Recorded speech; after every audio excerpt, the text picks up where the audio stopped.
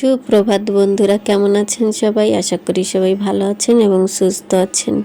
আমি মাধু আর আপনাদের সবাইকে মাধুর আরেকটি নতুন ব্লগে অনেক অনেক স্বাগত জানাই। আজ হচ্ছে সোমবার আর এখন ঘড়ির কাঁটায় বাজে 6:30। আর আজকের ভিডিওটি আমি এখান থেকে স্টার্ট করলাম। আই হোপ আজকের ভিডিওটি আপনাদের কাছে একটু হলেও ভালো লাগবে। সম্পূর্ণ ভিডিওটি দেখার জন্য অনেক অনেক অনুরোধ রইল। ঘুম থেকে উঠেছি 6টার সময়। তার আগে উঠে কিন্তু ফ্রেশ হয়ে নিয়েছি, তারপরে আশিবাসি বাইরের সমস্ত কামকাজ সেরে চলে আসলাম দেখেন রান্না করতে। তো এখানে তার মধ্যে বাসনটাও মেজে নিয়ে এসে রেখে দিয়েছি জায়গায়। আর এখন রান্না করছি। সকালবেলা ভাত বসিয়ে দিয়েছি এক চুলিতে, আর এক চুলিতে বসিয়ে দিচ্ছি ডাল। তো এখানে ডালটা দেখেন গরম জলের ভিতরে তেল লাগিয়ে দিলে না এমন করে ডালটা কিন্তু ভালো সিদ্ধ হয়। ওর জন্য তেল মাখিয়ে ডালটা দিয়ে দিলাম, তার সাথে সিদ্ধও হয়ে গেল। তার মধ্যে এ সাইড সাথে রাতে না কটা ডাল আর চাল ভিজিয়ে রেখেছিলাম, ডোসা করব তাই সকালবেলা টিফিনে দেব বরের, ওর জন্যতে। তো ওদিকে ভিজিয়ে রেখেছিলাম, তো দেখলাম যে ভালোই ভিজা হয়েছে। ওটাকে এখন গ্রাইন্ডার করতে হবে মিক্সিতে দিয়ে। তো মিক্সিতে দেব। মিক্সিটা তো জানেনই আমাদের খারাপ, তাও অনেকটাই শব্দ হয়। যেমন করে এখন দিয়েছি, যখন বাটা তো লাগবেই। এদিকে ডালটাও হয়ে গিয়েছে, সোমবার দিয়ে দিচ্ছি। আর ও সাইডে দেখেন আলু ভাজা বসিয়ে দিয়েছি। এই জবের থেকে বর সকালবেলা টিফিন নেওয়া ধরেছে, সবের থেকে আমার একটু পরিশ্রম বেশিই হচ্ছে। কেন কি এই যে একসাথে টিফিন বানানো, আবার সকালবেলা রান্না বান্না যে দুপুরের জন্য নিয়ে যাবে, তার জন্য কিন্তু অনেকটাই চাপের হয়ে যায়। তো কী বা করবো, এখন সকালবেলা না করে দিলেও উনি আসারও সময় পাবে না, ওর জন্য তো তটপট করে দিই। তো আগে রান্নাটা সেরে নিচ্ছি, কেন কি ওর জন্য তো অনেক সময় লাগে রান্না করতে, ওর জন্যতে। তো রান্নাটা সেরে তারপরেই যাব টিফিন বানাতে। কেন বলুন তো, ওনারা শুয়ে রয়েছে, আর ওনারা উঠতে উঠতে এখন যদি আমি টিফিন বানাই তাহলে ঠান্ডা হয়ে যাবে, ওর জন্যতে। চলেন, এদিকে আমার ডালটাও হয়ে গিয়েছে, সোমবার দিয়ে নিয়েছি, পেঁয়াজ দিয়েছি, জিরে আর শুকনো লঙ্কা ফোড়ন দিয়েছি, দিয়ে এই যে ডালটা করে নিয়েছি। তার সাথে এদিকে আমড়া নিয়ে আসছিল, যে কটা আমড়া ছিল আর বাদ বাকি সেগুলো আমি এর ভিতরে দিয়ে দিয়েছি। আমড়া দিয়ে আজকে ডাল করছি। তো মাঝে মধ্যে এমন করে একটু উলট পালট করে রান্না করি, মাঝে মধ্যে এমন করে রান্না করে খেতে কিন্তু ভালো লাগে। আর আজকে যে আমি ভয়েস দিতে বসেছি, একটা গাই এত পরিমাণে ডাকছে কি আর বলি। তো আপনারা প্লিজ একটু ম্যানেজ করে নেবেন। এমন টাইমেও ডাকছে, ছেলেটাও শুয়ে রয়েছে, আর সমান টাইমেই গাইটা ডাকছে। আর ভেবেছিলাম যে এই টাইমে আমি ভয়েসটা ভালো করে দিতে পারবো, কিন্তু বুঝতে পারছি না ওতে আসছে কিনা ভিডিওতে ভয়েসের ভিতরে, আমি ওটা শিওর না। আপনারা যদি শুনতে পান তাহলে প্লিজ একটু ম্যানেজ করে নেবেন, কেন কি অনেক সময় ধরেই ডাকাডাকি করছে। আর আমার কাছে অত সময়ও নাই যে ছেলে উঠলে আমি ভয়েস দিতে পারবো, কেন কি ও উঠলে তো কিছুই করতে দেয় না, আপনারা তো জানেন। তার সাথে ওদিকে ডাল চালটা বেটে নিলাম, আর ওদিকে যে চাটনিটা করেছি পুদিনা টমেটো আর তেঁতুল দিয়ে করেছি, ওটাও কিন্তু আমি বেটে নিয়েছি। তো সকালবেলা বর কিন্তু খেয়ে চলে গিয়েছে টিফিন নিয়ে। উনি সকালবেলা এত ব্যস্ততেই যান, আর কি বলি, সকালে আমার মনে হয় 10-12টা হাত হলে ভালো হয়, এতটাই আমার পরিশ্রম হয়। ওনার না যাওয়া পর্যন্ত আমার কিছু কিন্তু আমি ভালো করে করতে পারি না। ওর জন্য তো আগে ওনাকে পাঠিয়ে দিয়ে তারপরে নিজের যা থাকে টুকিটাকি কামকাজ, ঘরের যত কামকাজ সব কিন্তু আমি একা হাতে করে নিই। উনি খেয়ে দিয়ে গিয়েছেন, সাথে টিফিনটাও প্যাক করে দিয়েছি, আর এখন বাকি আছি আমি খেতে। তো ভাবলাম যে খেয়ে দিয়ে একেবারে কামকাজ স্টার্ট করব, কেন কি প্রচুর কাম পড়ে রয়েছে। এই যে সকালবেলা রান্না করতে আসলে না বাদ বাকি কিছুই কাম হয় না। তো এখন যখন উনি দুপুরে আসে না, তার জন্য তো আমার কাছে অনেকটাই সময় থাকে, ওর জন্য তো ধীরে সুস্থে সব কিছু করতে পারি। তো ওদিকে দেখেন রান্নাবান্না কমপ্লিট। দুপুরে যে ডাল আর আলু ভাজা করেছি ওটা দিয়ে খাবো, আর সকালে তো খেয়েছি ব্রেকফাস্টেও যা করেছিলাম তাই। তো এদিকে রান্না বান্না খাওয়ার পরে গ্যাসটাও পুছে নিয়েছি, আর এটা আমি প্রত্যেক দিনই করে থাকি। তো গ্যাসটা পুছে না আজকে একটু ঢেকে দিলাম। চলেন এদিকে আমার রান্নাঘর পুছাপুছি কমপ্লিট, আর চলে আসলাম এখানে দেখেন বেডটা গুছাতে। আর আপনারা তো জানেনই আমার বাসি বিছনাটা উঠোতে কিন্তু একটু দেরি হয়, কেন কি ওরা শুয়ে থাকে 9টা পর্যন্ত। তার মধ্যে আমার বাদ বাকি যা কাম কাজ আমি সেরে নিই, আর ওরা না ওঠা পর্যন্ত আমি বেডরুমে আসতেও পারি না। তো ওনারা ওঠার অপেক্ষায় আমি করতে থাকি, কারণে কিন্তু আমার বাসি বিছনাটা অনেক বেলা পর্যন্তই অমন ফেলানো থাকে। তো কী বা করতে পারি বলুন, অমন তো কেউ শুয়ে থাকলে তাকে জোর জবরদস্তি উঠোনি তো যায় না। তো উনি যাওয়ার পরে এই যে আমি আসি বেডটা গুছাতে, আর দেখেন এলন ঝেলন বেডের উপরে যা অবস্থা হয়ে থাকে, শুলে তো বুঝতেই পারছেন।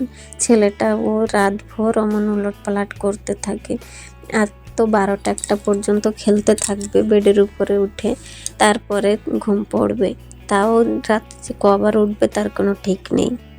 এত পর্যন্ত আমার যে সকল বন্ধুরা আমার সঙ্গে রয়েছেন বা আমার ভিডিওর সঙ্গে রয়েছেন, প্লিজ সেই সব বন্ধুরা আমার ভিডিওর যদি কোনো অংশই আপনাদের কাছে একটু হলেও ভালো লাগে, তাহলে আমার চ্যানেলটাকে সাবস্ক্রাইব করে দিয়ে আমার পাশে থাকবেন।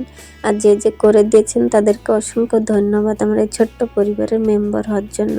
চাইলে ভিডিওটাকে শেয়ারও করতে পারেন, সাথে একটা লাইক কমেন্টও করে দেবেন। আপনাদের একটা লাইক কমেন্ট ভিডিও বানাতে কিন্তু আমার আরেকটু মোটিভেট করে। চলেন এদিকে বেডটা আমি টান টান করে পেতে দিলাম, তার সাথে এদিকে চলে এসেছি ড্রেসিং টেবিলটাকে যত গোছালেও অগোছালোই হয়ে থাকে, কেন বুঝি না। এটা ওটা চেয়ে চেয়ে নিতে থাকে ছেলেটা, দিনভর ওর জন্যতেই এমন হতে থাকে। আর প্রত্যেক দিন সকালে আমাকে কিন্তু এটা গোছাতে হয়। আমাদের মতন কাদের বাড়ি রাস্তার পাশে বলবেন কমেন্ট করে। রাস্তার পাশে বাড়ি বলে কিন্তু প্রত্যেক দিনই আমার ঘরটা এমন করে পোছাপুছি করে ডাস্টিংটা করতে হয়। কেন কি ডাস্টিং না করলে আপনারা তো জানেনই আমার এসেনফুলিয়ার দোষ আছে ওর জন্যতে। এসেনফুলিয়ার কারণেই কিন্তু আমি সবসময় ঘর বাড়ি পরিষ্কার পরিচ্ছন্ন রাখতে চাই। আর এই যে মাঝে মধ্যে বেডরুম পরিষ্কার বলেন যাই করি, আমি ক্লিনিংয়ের যত কাম কাজ করি, সেদিন কিন্তু আমার রাতে অনেকটাই কষ্ট হয় ঘুমাতে, কেন কি আমি ঘুমাতেই পারি না, দম ঠম আটকে আসে। এই রোগটা যার যার আছে তারা তো জানেনই। এই ক্ষেত্রে কিন্তু অনেক কিছুই এড়িয়ে চলতে হয়, যেমন জল ছেনবেন না বেশি, ধুলির কাম করতে পারবেন না, বন্ধ ঘরে থাকতে পারবেন না অনেক সময়, এমন হতে থাকে। আর দুদিন একদিন পর পর তো সর্দি লেগেই থাকে। তো সর্দির ব্যাপারটা অত একটা নেই আমার এখনে, কেন বলুন তো, মেয়ে থাকতে ছিল, অত রোজ মেডিসিন নিচ্ছি, ওর কারণে কিন্তু আমার এখনো অত একটা নেই। তাও যখন আমি বেশি জল ছেনাছেনি করি, ডাস্টের কাম করি, তখন কিন্তু আমার আবার দেখা দেয়।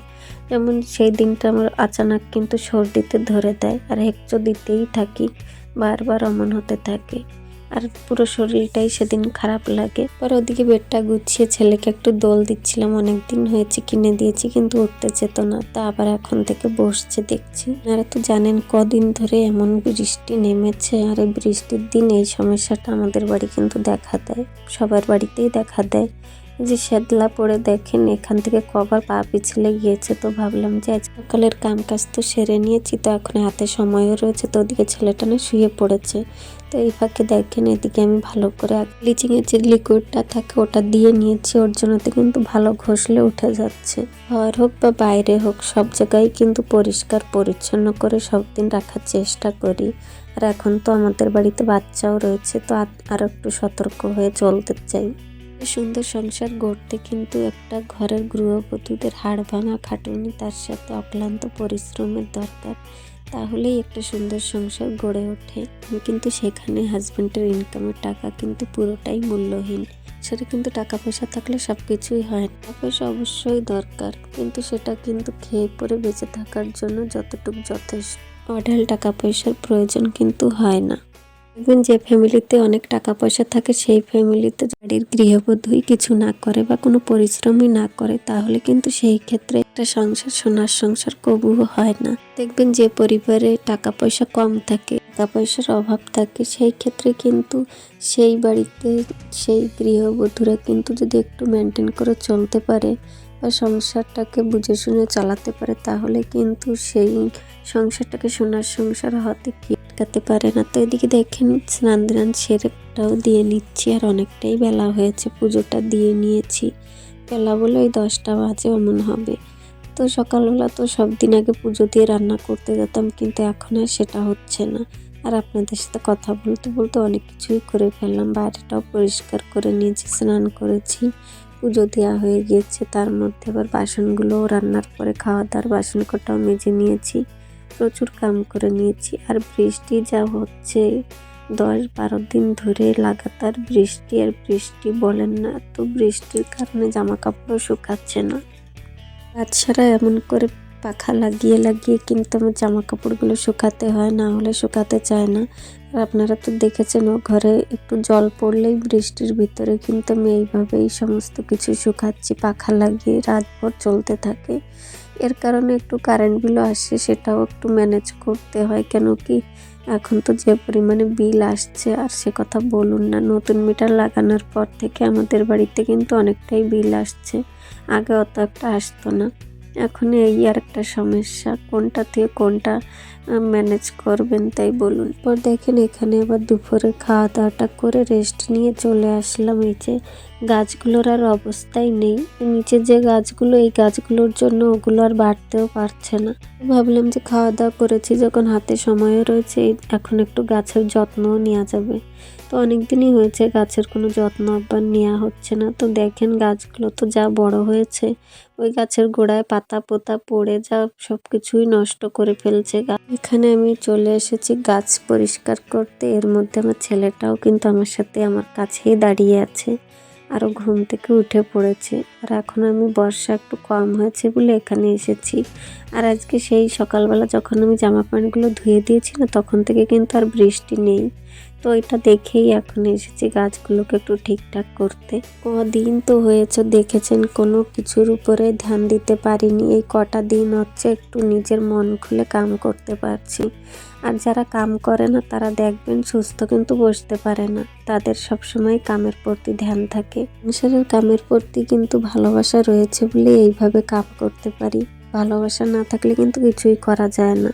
তো ভালোবাসার কারণেই আজকে দেখেন টুকটুক করে সব কিছুই করে নিচ্ছি। আর এই পরিমাণে পাতা পোতা জড়ো হয়েছে, তো এগুলোও সব ফেলতে হবে। আর ওই যে দেখেছেন সেই টবটার থেকে জলই কমছে না, যত কবার ফেলছি তত কবার জল অমন আবার জমা হচ্ছে। আর এখন বর্ষা বৃষ্টির দিন জল জমা থাকলেও অসুবিধা, কেন কি ডেঙ্গু ফেঙ্গু হওয়ারও সম্ভাবনা থাকে।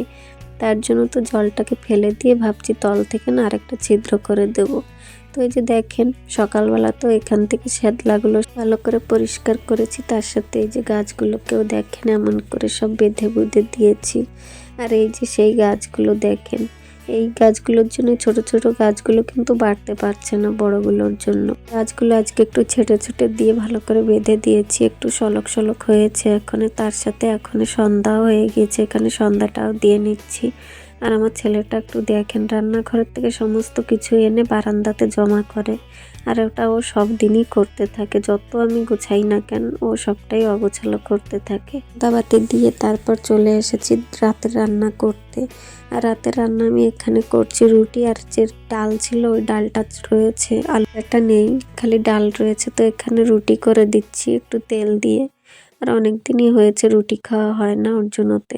তো এখানে বরকে দিয়ে দেবো খেতে। আর ওই যে ডালটা ছিল, যে আমরা দিয়ে ডাল করেছিলাম, ওটা একটু গরম করে দিচ্ছি, ঠান্ডা হয়ে গিয়েছিল ওর জন্যতে।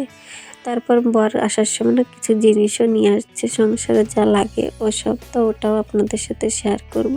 তো এই যে রান্না বান্না সেরে ওনাকে খেতে দিয়ে দিয়েছি। তার সাথে এই যে দেখেন এই যে কিছু কিছু খাবারও নিয়ে আসছে, ছেলেটা রয়েছে মাঝে মধ্যে খেতে চায় ওর জন্যতে। আর এখানে নিয়ে আসছে যা সব দরকার ঘরের জন্য ওসবও নিয়ে আসছে। আমাদের বাড়িতে না মাসে 3বারই বাজার করা হয়, যে এমন ফেলে 3বারই বাজার করা হয়, না হলে টুকিটাকি এটা ওটা আনতেই থাকে। তো এসব কিছু দরকার ছিল, কেন কি জানেন তো একবারে অনেক কিছু আনতে পারবো না, কেন অত টাকা ইনকামও নেই যে একবারে মাস ভরের বাজার করে রেখে দেব। আমাদের মতন মধ্যবর্তী ফ্যামিলিতে এইভাবেই চলতে হয়, আর এইভাবেই চলি আমরা। আজকের মতন এখানেই রাখলাম, সবাই ভালো থাকবেন।